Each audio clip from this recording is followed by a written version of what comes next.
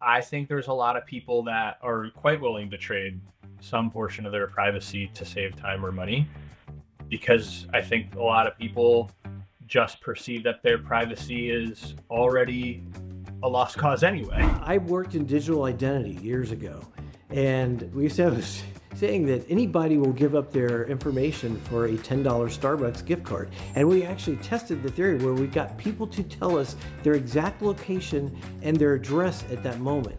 I find myself hating apps just across the board. Every app, I hate it, except for the Amazon app. Why is that?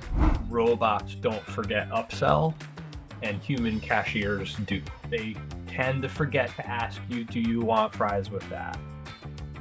But the mobile app doesn't ever forget. If you've ordered coffee on your phone this week, you've experienced the flywheel that changed QSR forever. Order ahead, skip the line, earn points, get personalized suggestions, and repeat. Rob Tedesco has helped build that engine for brands like Dutch Bros and Shake Shack to Carl's Jr. And he once ran digital at Subway. But now he's leading restaurant experiences at a 4,000-person global agency. And he has a mantra that shapes every design decision. They're just trying to buy a cheeseburger. We unpack what frictionless really means when customers expect to be in and out of the app in under 10 seconds and won't try twice if you make it hard. From passwordless login, which the number one feature that every QSR is building right now, to making stickers collectible in the Dutch Bros app, Rob reveals where the friction lives and what it takes to remove it. We also dig into why robots don't forget to upsell, but humans do, and whether you'd trade your privacy for 10 minutes versus $10. Plus, the hidden complexity of making ordering a cheeseburger feel simple. Legacy POS systems, loyalty platforms, and customer data all working together in those 10 seconds. All of that and more on this episode of The Frictionless Experience.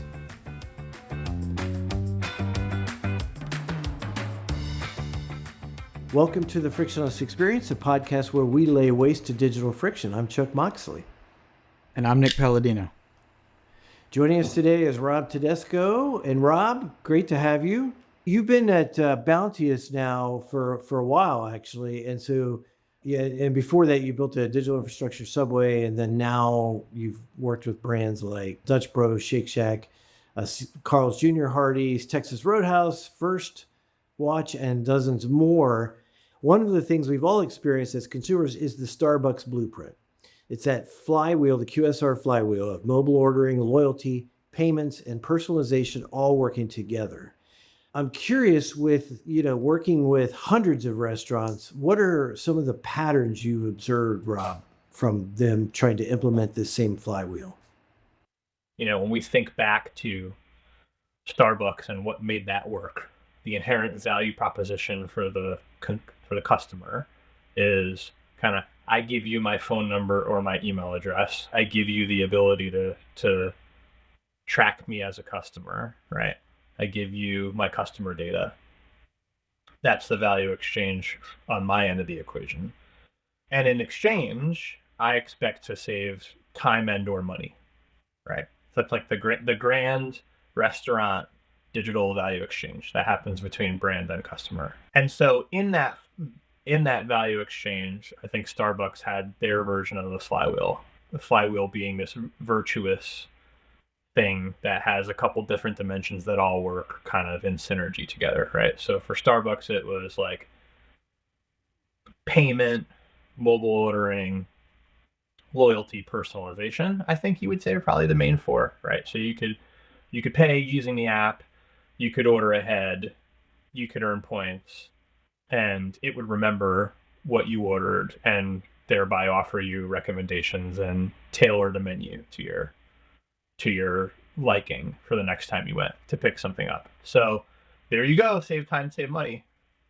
I'm in those four things, right? It would remember your payment method, you could earn stars, it would remember what your favorite drinks were, you skip the line. So that kind of was the major unlock for the industry. And we got to remember, not every industry has really embraced mobile apps the way that this industry has. Yeah. Just whatever patterns that you've seen since you've worked with now hundreds of brands. What are some of the patterns in the way they think about approaching the app and the way you go about building the app?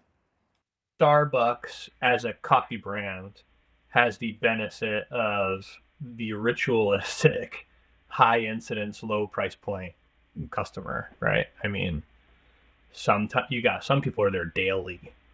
Think about Texas Roadhouse as by contrast, right? One of our clients at Bounteous, right? And so Bounteous, we're doing digital transformation now, AI transformation work. We're kind of at the intersection of product engineering, intelligent agentic engineering, management consulting, digital strategy, all those things in one, right? And so we do a lot of work across a lot of different industries. I happen to do a lot of work in one particular industry, which is this, restaurant technology. So Texas Roadhouse being one of our clients, and picking on them because they're so different than Starbucks, but still in the same industry. So they do not have a daily guest. I mean, they probably have some daily guests, but not as many as Starbucks. So much higher price point. Their average check is going to be closer to $40 online. There's not $8, right? And their incidence or frequency is going to be not daily. It's going to be closer to, I don't know what their visitation is off the top of my head, but certainly not daily, right? Closer to once every, couple months or something like that. So nonetheless, I think remembering what you liked and what you ordered last time, pretty important, right? For the digital ordering experience, right? Because typically people tend to go for the same things.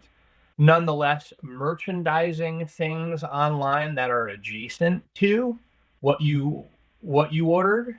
So robots tend to be pretty good at, just algorithmically suggesting cross-sell, upsell, right? Like, whether you want to thank Starbucks for that or Amazon for that, like you might also like. So I think whether you're Starbucks or your Texas Roadhouse, like suggesting an add-on or an adjacent menu item, like if you've got a steak, it pairs well with this side, is a best practice, right? And so you can see how one would stem from the other, right? So that, and I would say that fits under the category of personalization, which is part of that flywheel we talked about before, right? So we talked about payment, remembering your payment method, right? We talked about personalization. So there's two things that are still alive inside of Texas Roadhouse that date back to the Starbucks, and they're totally different, right? Texas Roadhouse doesn't really have loyalty front and center in its experience, right? You're not like earning sheriff's badges or cowboy hats, right? The same way that you would stars at. And frankly, I don't think they need it because they have such a vibrant. I don't know how much you guys are following the Texas Roadhouse story, but talk about a massive success story. That brand is doing terrifically, wonderfully well on just a core value proposition of delivering great values, great hospitality, and great quality. And so they're not really, loyalty is not a key component. I'd say that's probably the one piece of that 4-piece flywheel from Starbucks that really kind of isn't really needed in their digital ecosystem. Their digital game is really more about wait lists and order ahead, the wait list being central because they just have demand through the roof during peak. Anyway, I tried to pick an example that was really far left from Starbucks and yet still show you how a lot of that core playbook comes to life. Something that you said that I find interesting, I have the Home Depot background, of course, but retail is way influenced by Amazon as an app. But it also tends to be the only app that really dominates for any specific retail brand. Target does actually a really good job from that vantage as well, but that's mostly in like that Targetista type thing. But what I find really interesting about everything that you're saying is Starbucks as an inspirational like jumping point didn't really impact the retail market, at least not when you consider how many brands you could possibly buy from a retail perspective. Like when you're thinking about your daily habits, like Dunkin' Donuts versus Starbucks, like I get it, I'm in there, and you're doing that, and you're so connected to a brand because it happens to be convenient on the way to work, so you get the app. I find myself hating apps just across the board. Every app, I hate it. except for the Amazon app. Why is that? I've never understood that. For some reason, the Amazon app, I like it. I don't even buy that much stuff on Amazon. I used to, but I don't buy that much stuff on Amazon. I try to go to a direct retailer now. My wife is you. My wife hates mobile apps, and she thinks I'm insane because of the number of them that I have. For me, it's like, this is my livelihood. Like, it's like, but I get it. I totally get being you and being her, right? It's like, you know, for whether it's the customer data privacy thing, or just the friction, like, you just don't want it. So, it's interesting when you talk about multiple brands too, because then I started thinking about, like, well, the equivalent there in the restaurant space would be like a DoorDash or like an Uber. That's true. And I do have those apps. So do I therefore have all the restaurants within Uber Eats or DoorDash as a result? But much more corrosive to individual brand economics. Interesting way to slide that on me. I like that. But to give you a glimpse into me, like, this is me in the digital space. That's my phone, the whole thing. Those are all my apps. Whoa, that just looks like a black screen with some lines. Is that like Unix? Like, what are you doing over there, dude? It basically is. That's my life. That's what I want. I want that super simple. It's a app called Minimalist or something like that. Funny enough, it's an app, but it's an app called Minimalist. You get it, and then it replaces your home screen with, like, the most simple possible. The whole theory behind it is the less color, the more intentional you are in opening a specific app. So I'm very intentional to make sure that, that's where that comes from. That's me in a nutshell. So the takeaway is a lot of individualistic approaches to personalizing the app. By the way, you left out the one step that takes the most effort, and that is authenticating in some way. Trying to remember what your password is for that random restaurant you go to once every 6 months. The number one thing that we are working on in terms of, like, feature development for all of our restaurant clients right now is passwordless login, for that very reason. Like, it's like we're probably doing it for 6 or 7 of our brands right now, right? So one-time passcodes, magic links, or whatever. Like, nobody wants for passwords anymore, myself included. Is there one of those passwordless technologies that you think functions better than the other, or is the ideal? My answer to questions like that tends to be like, what has become the consumer norm? Like, what is the consumer habit that the average person got trained into? And for me, it's like the 6-digit numeric. So I think 6-digit numeric one-time passcodes are secure, are easy to remember, and whoever wants to remember a password ever again. So I think that's, the future is now on that front.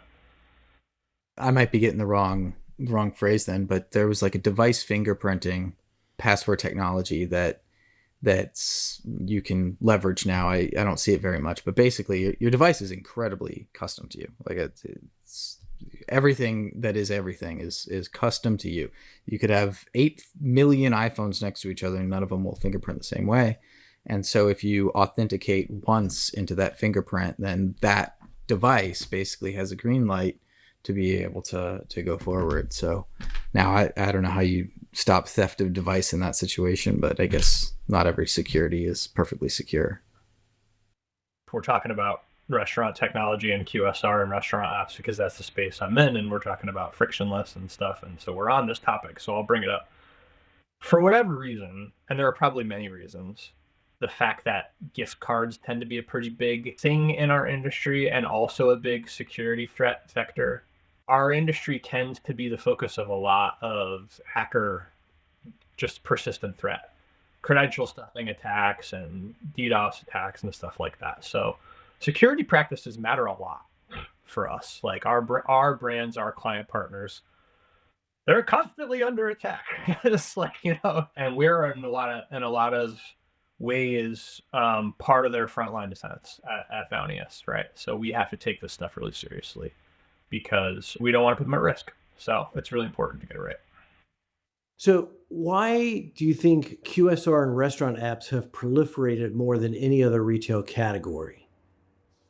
Frequency, I think, probably is the answer, right? I mean, I think is categories that have. I mean, I just think of myself, and maybe I'm not Nick, right? I'm the anti-Nick, so I'm downloading apps, maybe too much, but I don't know. I have travel and hospitality apps, right? I've got certainly airline apps. I would imagine you guys have airline apps, right?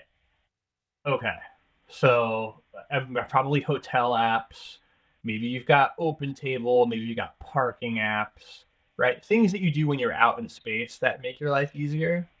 I think restaurant tends to fall into that category, and I think QSR falls in that category because of the frequency, right? Because people are, if you're Taco Bell or if you're McDonald's, family that eats McDonald's at high frequency, I just made the argument for you, I think. So, Nick, I think my favorite retailer and I need therapy. You and another website? I've waited 5 seconds for it to load. 5. I could have gone and brewed coffee. That's a quick coffee maker, first of all, but that sounds like a performance issue to me. Yeah, instead of communicating, it just spun. So you left, I'm sure. Classic abandonment issue due to latency. Exactly. And that's why the Lowe's SRE team built site speed targets with Blue Triangle, so their users don't get ghosted by loading icons. This is 5 steps to faster pages and fewer heartbreaks, all in the context of improved experience and improved revenue. In fact, we turned it into a free playbook. It's like a couples therapy for your digital experience, for you and your website, Chuck. So be sure to grab the 5-step site speed target playbook at bluetriangle.com/playbook. Because love is patient, but users aren't. You guys handled the Dutch Bros launch, the app, and Dutch Bros, customers, and I know it's regional, so some people listen to this and maybe out of the United States will have no idea what I'm talking about. But Dutch Bros is a drive-through coffee shop that every teenager is addicted to and goes to regularly and is a big fan of. And I remember it hit number 1 in the App Store when you guys worked it. So I'm curious, or when you launched it, I'm curious what worked and what broke first. They had a pretty rabid fan base before digital existed, right? So I think their product was successful irrespective of mobile apps. Just the business model of having a drive-through stand and drinks that are fun and appeal to, millennial, Gen Z, Gen Y, and down. Not just coffee, but frozen and energy drinks and stuff like that. So it's just a fun brand. What we did was we built a really gamified experience inside of the mobile app. So we took a lot of that fun brand personality and let people create and collect stickers, right? So each time you went, you could scan, you could do all the things that you would do inside the Starbucks flywheel. You could scan, you could earn points, but you could also collect stickers, collect rare stickers. So it's like you almost Pokemonify the experience, right? And so we thought about their brand, thought about how to take the Starbucks thing and layer their brand on top of it and make it more fun and make it feel Dutch. So I think it was a combination of what was working with their business and thinking about how to inject their brand personality inside of the experience. That's probably what took it to number 1.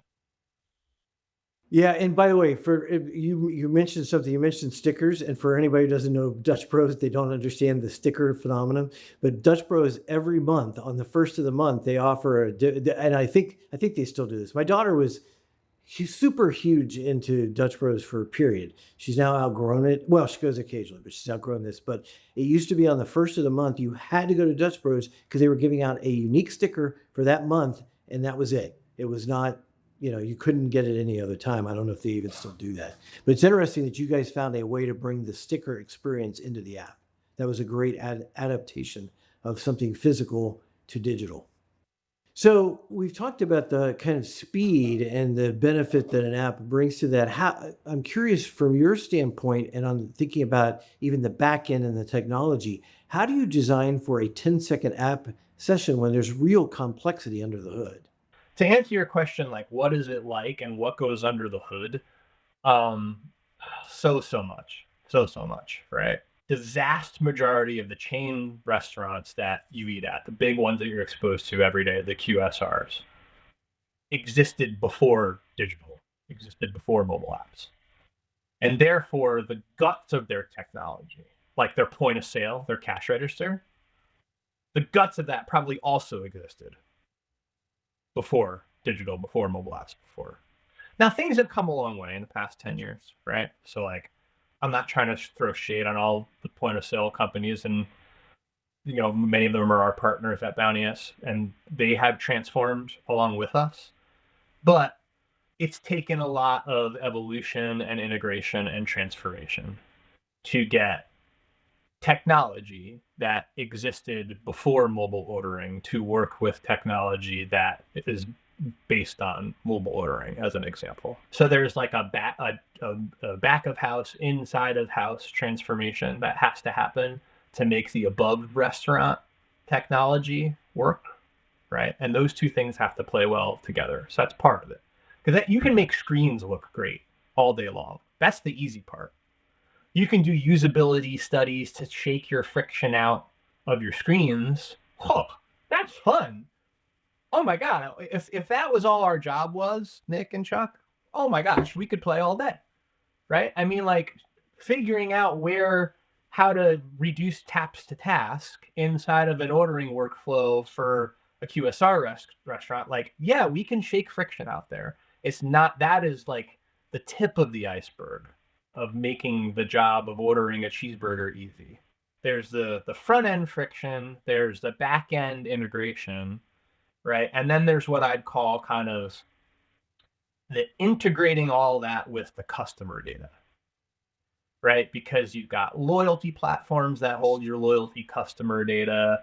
Increasingly, all these restaurants have different systems of record, like customer data platforms or CDPs that hold that customer data, right? So when you get to that quadrant of the flywheel of personalization or of loyalty, and you really want to optimize what you're recommending for how you personalizing the journey, you have to tie into that, right? So you do your fun little front end usability research that says you need to personalize the journey a certain way.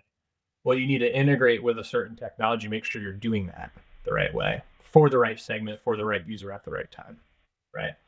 So by the time you get to the front end experience and you integrate with the back end technology the right way, and you're hooking up to all the different partners using like your middleware and your APIs to do that, it gets really complex really fast, right? That 10 seconds from getting someone into starting their journey to ordering the cheeseburger on the back end involved so many hours of usability research, tons of different integrations and connections, right? So, I don't know. It gets really deep really fast. There's a lot that goes into ordering a burger on the internet, believe it or not. You talked about legacy systems coming in with something new, and most specifically, you said point of sale.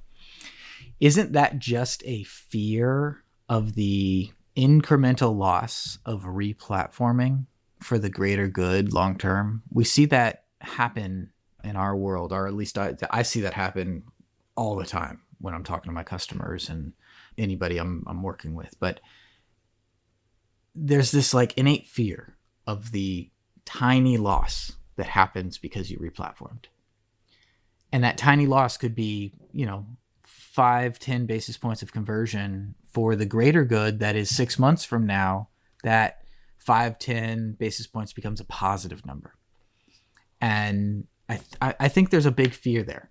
And there always has been a big fear there. But really what the bubble gum and Band-Aids problem that you're talking about creates so much of this friction at the core that if you don't break away from it, that's why the seconds matter so much in the experience. Because you have so many things that are intertwined and built on top of something that shouldn't actually talk to this language with this language, and then layer in AI, and all of a sudden you're going so fast that you're adding so much on top of that it just becomes more and more broken. And by that, I don't mean broken for everybody. I mean broken for 5% of users. And it gets largely ignored because it's only 5% of users. But that 5% of users, that's still 5% of your business, which is a lot at scale. And so those are the kind of things that that's what really taps on my brain a lot is the fear of replatforming. I never really thought about framing it as replatforming, because to me these digital engagement channels are a necessity to have in one way or another, because some amount of your consumers are going to expect that they're there. I think the grand debate for restaurant brands is always, especially for these first party channels, is how incremental is that business versus business that would just walk in your door without them existing, and therefore how much should I invest in them? And I see deeply varied perspectives on answers to that question, having worked in this industry for nearly a decade now. My personal perspectives, having seen a lot of pretty exhaustive business case from that Bounteous has produced, that McKinsey's and Accenture's have produced on the topic, is that I think the most compelling business case tends to be customer lifetime value driven, based on the average check of the digital customer versus the non-digital customer. And I think it all boils down to robots don't forget upsell and human cashiers do. So when you go to the front counter, they tend to forget to ask you, do you want fries with that? But the mobile app doesn't ever, ever, ever forget. And I just said that to you, and you both went like, yeah, and you went, yes, because it's a sensible point. And most humans will agree, like, that makes sense. And because that is a sensible point, I think you can agree that the average check in a digital channel would be higher. And the data usually proves that that's true. So given that, I think you can say that if you can acquire a digital guest, acquire a guest who's more likely to come via digital channel, that the digital check is higher, and therefore there's a business case to invest in the digital channel, because if you can get them coming to you via that channel, you will make more money than you would if they would come to you via just the front counter. It's an interesting thought. My glass half full framing of the human forgets to ask, do you want fries with that, is because they're being human with the person and reading some cue, but not saying it. And so in that sense, that's a better experience to me than having to click the next. I agree with you, Nick. There's nothing wrong with it. In fact, like I wouldn't want to ask people if they want fries with that either. I wouldn't want to be asked. It's a natural way for both channels to flow. It's optimal in both circumstances. I think you're right. And there's something about tapping with it. The other thing that also tends to be true, and this is super weird if you really want to get into the psychology of it, is delivery checks tend to exceed takeout checks for the same person. Because and the psychology here tends to be, because if you don't have to pick it up, there tends to be like less like shame in how much food you're ordering. So you could just like tap away and you just order like crazy amounts of food. And then it comes to your house, you eat the leftovers, and it's like whatever. So like there's all sorts of weird psychology about not interacting with people, not picking it up, just seeing craveable looking food and tapping it and hitting and saying yes. And so there's interesting business case that gets built behind the digital domain of food. And we've been doing it for many years now. And taking friction out of that experience does good things for brands, but it's still a very fragile domain, because the patience and the tolerance that customers have is extremely little. So, Rob, what's one widely held belief about frictionless digital experiences that you think people get wrong, that you fundamentally disagree with? I'm tempted to say that people place too much of a premium on privacy, but I think it's so personal, that, because I'm sure there's tons of people out there who would just bristle hearing me react to that and be like, you're insane. I value my privacy so much. But I think there's a lot of people that are quite willing to trade some portion of their privacy to save time or money, because I think a lot of people just perceive that their privacy is already a lost cause anyway. I mean, I'm one of them. So Me too. I mean, honestly, if you're carrying one of these around, your privacy's gone. It's a foregone conclusion. it's a dark conversation, Nick, but I don't know. I mean, it's how I feel. If some higher power truly wanted to know something about me, they could probably know it. So, just yes, American Airlines or JetBlue, like, if you can save me a minute, save me a minute. I like it. That is not anything I would expect, and that is the best answer I've heard yet. And it's a question that we ask every guest. So we've gotten that answer 60 times. So that says something. I worked in digital identity years ago, and we used to have a phrase. We used to have a saying that anybody will give up their information for a $10 Starbucks gift card. And we actually tested the theory where we got people to tell us their exact location and their address at that moment. And we got thousands of people who would do that for a $10 gift card. I would almost never do it to save $10, but I would definitely do it to save 10 minutes.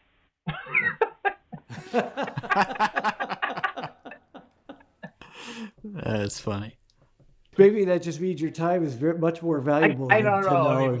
$10. I mean, maybe so. Or maybe I'm just that lazy. It's maybe my time is not valuable at all. I just perceive it to be because I'm that lazy. Well, this has been a great conversation, Rob. What's the best way if somebody wants to reach out and engage with you? What's the best way to get a hold of you?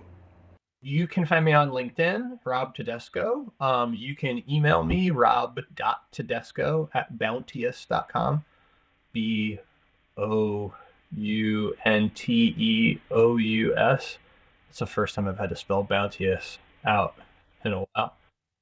But yeah, would love to get in touch with anyone. And it's been a real pleasure, Jeff and Nick. Awesome. Well, thanks for being here. And thanks for tuning into the Frictionless Experience. We appreciate you, listener, joining us as we unpack the invisible systems that shape digital products behind the scenes. You can always connect with Nick and me on LinkedIn as well. I am at Chuck Moxley, and Nick is In Paladino.